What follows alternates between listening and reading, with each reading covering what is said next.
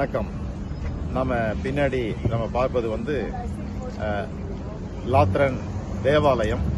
கடந்த ஞாயிறன்று அதனுடைய அர்ப்பணிப்பு நேர்ந்தளிப்பு விழாவை கொண்டாடினோம். உலகத்தில் முதல் ஆலயம் இங்குதான் உருவாக்கப்பட்டது. திருத்தந்தையினுடைய ஆலயம் இதுதான். ஏனென்றால் ஒவ்வொரு ஆயருக்கும் கத்தீட்ரல் சர்ச் பேராலயம் என்று ஒன்று இருக்கிறது. திருத்தந்தை அகில உலக தீராவைக்கு மட்டுமல்ல, ரோம் மறை மாவட்டத்துக்கு அவர்தான் ஆயர். அந்த விதத்தில் பார்க்கப்படுவது ரோம் மறை மாவட்டத்தினுடைய பேராலயம் கத்தீட்ரல் சர்ச் இதுதான். ஆகவே திருத்தந்தையினுடைய முதல் ஆலயம் இதுதான். இங்குதான் அவர்கள் முக்கியமாக இருக்க வேண்டும். ஆனால் அது புனித பேதுரு ஆலயம் பெரியதாக இருப்பதால் நிறைய ஆட்களை கொள்வதால் அங்கேயே பல நிகழ்ச்சிகள் நடத்தி விடுகிறார்கள். ஆனால் அதிகாரப்பூர்வமாக ரோம் ஆயரனுடைய பேராலயம் கத்தீட்ரல் சர்ச் இந்த நாம் பார்க்கின்ற இந்த புனித ஜான் பேராலயம், யோவான் பேராலயம், இது புனித யோவான் மட்டுமல்ல, திருமுழுக்கு யோவான், இந்த ரெண்டு பேரையும் சேர்த்து இந்த தேவாலயம் இங்கே இருக்கிறது. மக்களே வணக்கம். இப்ப நம்ம பார்க்கக்கூடிய பசிலிக்கா பேராலயம் என்று கூறப்படக்கூடியது லாத்ரனேசே. இது ரெண்டு புனிதர்கள், ஜான் த பேப்டிஸ்ட் திருமுழுக்கு யோவான், அடுத்தது ஜான் த எவாஞ்சலிஸ்ட் நற்செய்தியாளர், இவர்கள் ரெண்டு பேருக்காக நேர்ந்தளிக்கப்பட்ட ஒரு ஆலயம். இதனுடைய சிறப்பு என்ன அப்படின்னா, அரசர் மட்டும்தான் மாளிகையில் இருந்தார், பேலஸ் அப்படின்னு சொல்லுவோம். கான்ஸ்டான்டினோபிள் அவருடைய காலத்துல தான் கத்தோலிக்க திருச்சபை ஒரு ஸ்டேட் ரிலிஜனாக அது அறிவிக்கப்படக்கூடிய ஒரு காலத்துல அது என்னன்னாக்கா, அரசர் மாளிகையில் இருக்கிறார் அப்படின்னாக்கா, கடவுள் தான், ஜீசஸ் தான் கிங் ஆஃப் கிங், அரசருக்கெல்லாம் பேரரசராக இருக்கிறார். அவருடைய பேலஸ் அப்படியே ஜீசஸ்க்காக, கடவுளுக்காக அந்த டெடிகேட் பண்றாங்க.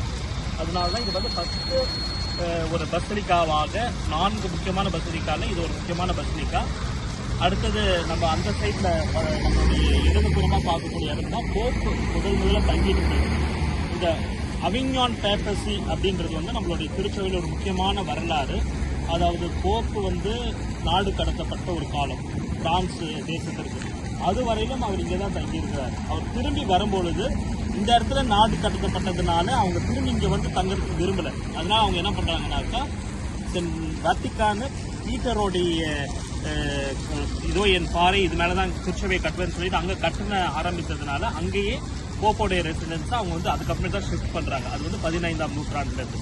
அப்போ ஃபர்ஸ்ட் இந்த அவிஞ்ஞான் பேப்பர்ஸ் ஏறக்குறைய ஒரு 1000 இருந்து ஒரு 200-300 ஆண்டுகள் போப் இல்லாம ஒரு திருச்சபையோடைய கஷ்டமான சூழல்ல கூட போப் வெளியேருந்து ஆட்சி செஞ்சுட்டு இருந்தா, திரும்பி வரும்போது அவங்க பீட்டர்லேருந்தே எங்களுடைய ஆட்சியை நடத்துறோன்ட்டு அங்கே போய் அங்கே தங்க ஆரம்பிச்சிட்டாங்க.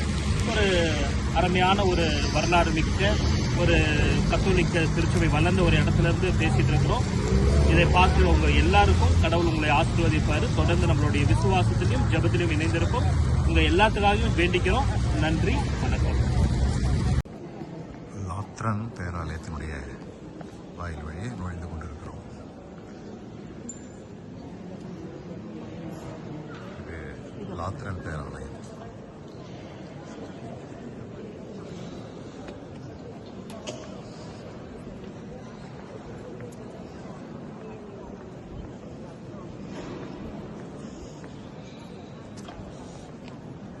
இதுதான் ஆலயத்துக்கெல்லாம் தாய் ஆலயம்.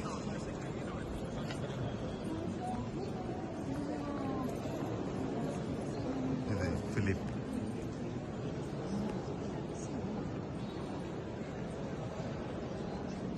இது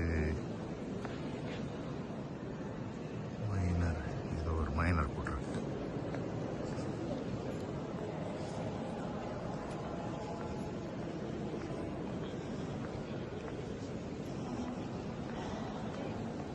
ஓமையார், ஓமையார்.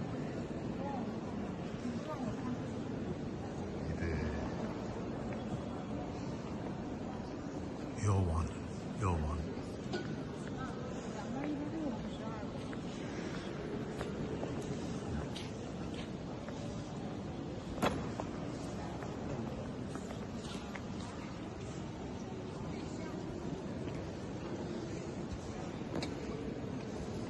Yaakov.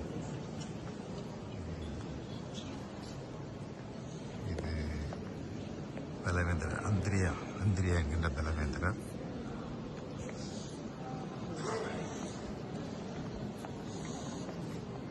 அது பேதர், இது பௌரடிகள்.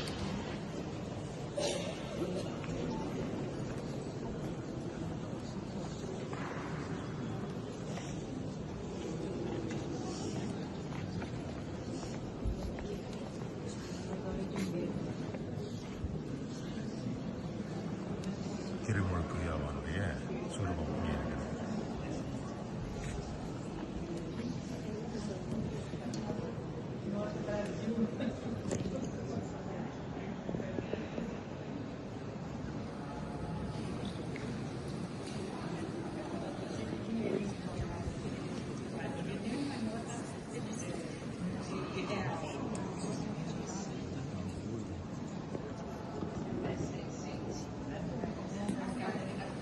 இது ஆலயத்தினுடைய ஒரு புறம்.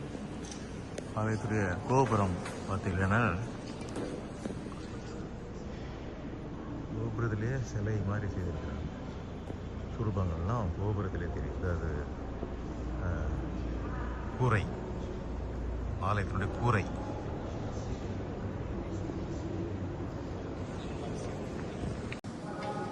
அன்பார்ந்தவர்களே, நம்ம லாத்ரனேசே பசிலிக்காவுடைய இன்னொரு முக்கியமான ஒரு இடத்தை பற்றி தெரிஞ்சுக்க இருக்கிறோம். அதுதான் மியூசியம். இந்த மியூசியம் அப்படின்னும்போது தொடக்க காலத்தில் இருந்து பயன்படுத்திய சேலிஸு, திருப்பள்ளி கோயில்களில் வைக்கக்கூடிய இந்த கேண்டில் ஸ்டாண்ட்ஸு, திருத்தந்தை அணிவித்த உடைகள், அது மட்டும் இல்லாமல் ஹால்களில் டெக்கரேட் பண்ணக்கூடிய முன்னாடி இருக்கக்கூடிய ஒரு ஜோடிப்பு, இதெல்லாம் ரொம்ப விலை உயர்ந்தது, ரொம்ப அரிய விதமான ஒரு சில பொருட்கள்னு. அதே மாதிரி நிறைய புனிதர்களுடைய திருப்பண்டங்கள் எல்லாம் இந்த மியூசியமில் உள்ளடக்கியதாக இருக்கிறது. இதையும் பார்த்து அந்த புனிதர்கள்ட்ட வேண்டி உங்களோடு இந்த ஒரு புனித பயணத்தில் இந்த ஒரு காரியத்தை பகிர்ந்து கொள்வதிலும் ரொம்ப மகிழ்ச்சி அடைகிறோம். அனைவரும் இறைவனுடைய ஆசீர்வாதம். நன்றிகள். அன்பார்ந்தவர்களே, இப்போ நம்ம பார்க்கக்கூடிய அன்னை மரியாளுடைய சுரூபமானது ரொம்ப ஒரு பழமையான ஒரு சுரூபம். இந்த ஒரு கோயில்களுடைய ஒரு முக்கியமான ஒரு சிறப்பு அம்சம் என்ன அப்படின்னாக்கா, நம்ம இந்த கிழக்கு திருச்சபை, ஈஸ்டர்ன் சர்ச்சஸ் உடைய ட்ரெடிஷன். ஏன்னா நம்மளுடைய திருச்சபை வளர்ந்தது எருசலேம்ன்றது ஈஸ்டர்ன் ட்ரெடிஷன்லேருந்து வரக்கூடிய ஒரு திருச்சபை. ஜீசஸ் பிறந்ததும் எருசலேமில் தான். அங்கெல்லாம் என்ன அப்படின்னாக்கா, சுரூபங்களை வந்து செதுக்கிற பழக்கம் கிடையாது. அது வந்து படங்களை வரைந்து வைக்கிறது தான் அது ஒரிஜினாலிட்டி. அப்போது எல்லா முக்கியமான பசிலிக்கா, அந்த பழமையான ஒரு 1000-2000 வருடங்கள் பழமையான கோயில்கள்லாம் பார்த்தோம்னா ஓவியங்கள் தான் நம்ம பார்க்க முடியும். பின்னாடி பார்க்கக்கூடிய ஓவியம் வந்து ஓவியம் வரைஞ்சதில்லை, அது எல்லாமே மொசைக்கு, சின்ன சின்ன மொசைக்கு கற்களை அந்தந்த கலருக்கு ஏற்ற மாதிரி ப்ரிப்பேர் பண்ணி டிசைன் பண்ணி வச்சுருக்குது. இங்கேருந்து தான் அந்த ஒரிஜினல் அந்த மொசைக் ஆர்ட் க்ரியேட் ஆகி அதுக்கப்புறமேட்டு பல கோயிலில் பல இடங்களில் வந்து வளர்ந்த ஒரு பெருமிதமும் இந்த கோயிலுக்கு இருக்குது. அதே மாதிரி இங்கே இன்னொரு விஷயம் பார்க்குறோம். இந்த 14ஆம் நூற்றாண்டுக்கு அப்புறமேட்டு தான் இந்த சிற்பங்களை செதுக்கக்கூடிய ஒரு கலாச்சாரமும் உருவாகிறது. அதுக்கப்புறமேட்டு தான் உருவான கோயில்கள், பசிலிக்காஸ்லாம் பார்க்கும்பொழுது இந்த ஆல்டரில் முக்கியமான இடத்துல சுரூபங்களை வைக்கக்கூடிய ஒரு பழக்கம். அதுக்கு முன்னாடி எல்லாம் இந்த முக்கியமான இதனாலே இந்த ஐக்கன்ஸ்ன்னு சொல்லுவாங்க. இந்த மாதிரி ஓவியங்களை வரைந்து அதை நம்பி வழிபட்டு வந்த ஒரு திருச்சபைய பாரம்பரியத்தையும் நம்ம நினைவு கொள்வதில் ரொம்ப நல்ல ஒரு விஷயம். இந்த ஒரு அழமையான ஒரு நேரத்தில் உங்களோடு ஜெபிக்கின்றோம், உங்களுக்காக வேண்டிக் கொள்கிறோம். அதே மாதிரி அங்கே நீங்கள் பார்க்குறீங்க ஒரு சேர், புனித பீட்டருடைய சேர். அதுதான் போப்புடைய கத்தீட்ரல். இது அதுக்காக போப்புடைய கத்தீட்ரல் சேர். அது அங்கேருந்து தான் அவருடைய அதிகாரம். அதை அடையாளம் காட்டும் விதமாக அந்த சேர் அங்கே அமைந்திருக்கு. அது வந்து அரசர் உட்கார்ந்த இடத்த அப்படியே திருத்தந்தை உட்கார இருக்கையாக மாறிய ஒன்றும் இந்த இடத்துல கண்கூடாக பார்க்க முடிகிறது. புனித யோவான் லாத்ரன் பேராலயத்தினுடைய இடதுபுற விங் சாலையை பார்க்கின்றோம். அதற்கு மேலுள்ள கோபுரத்தின் மேலுள்ள கூரை வேலைப்பாடுகள். எங்கள் இறுதி இராவுணவு மேலே பார்க்கிறீர்கள். அதன் கீழே தேவன் பெட்டி போல அங்கே வைக்கப்பட்டிருக்கிறது.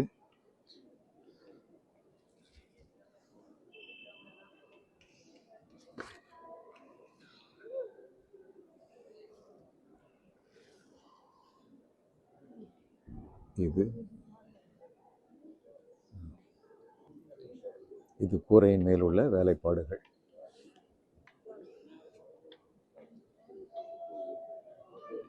இது லாத்திரன் பேராலயத்தினுடைய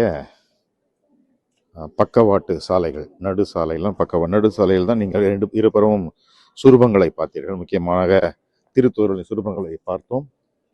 இது பக்கவாட்டு சாலை. அது அந்த நடு சாலை, நாம் அந்த சுரூபங்களாக இருப்பது நடு சாலை. இது பக்கவாட்டு சாலை நாம் பார்க்கின்றோம். ஏற்கனவே பார்த்தீங்கன்னா ஒவ்வொரு இடத்திலும் படங்கள் வரையப்பட்டு இருக்கின்றன. இது பாவ சகித்தன தொட்டி. அதற்கு மேல் போர்வை பளிங்கு கல்லாலே செய்திருக்கிறார்கள்.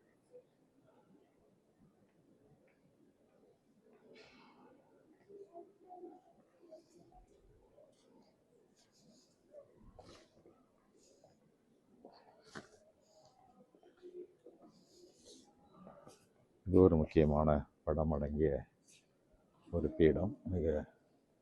மிக சிறப்பாக வேலைப்பாடுகளுடன் இது ஒரு சிற்றாலயம். சிற்றாலயத்தினுடைய இந்த கோபுரம், அங்கே கோபுரத்தினுடைய வேலைப்பாடுகள், சம்மனசுகள் எல்லாம் இருக்கின்றன. படமாக இல்லாமல் சுரூபங்களாக, சிலைகளாக 3D டைமென்ஷனில் இருப்பதை பாருங்கள். பார்த்தீங்கன்னா கூரையில் இது போல் செய்திருக்காங்க.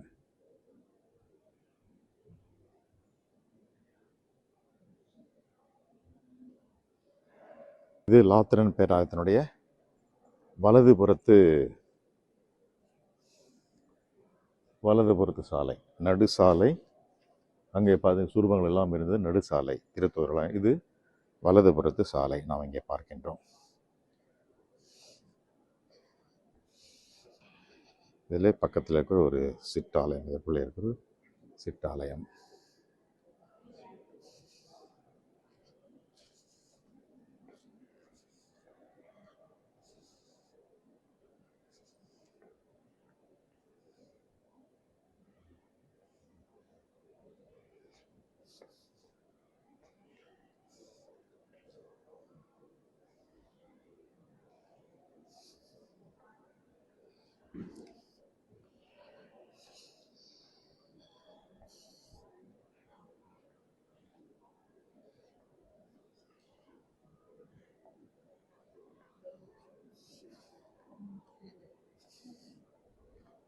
ஆகவே மீண்டும் இந்த நடு சாலைக்கு வந்திருக்கிறோம். நடு சாலை இருக்கின்ற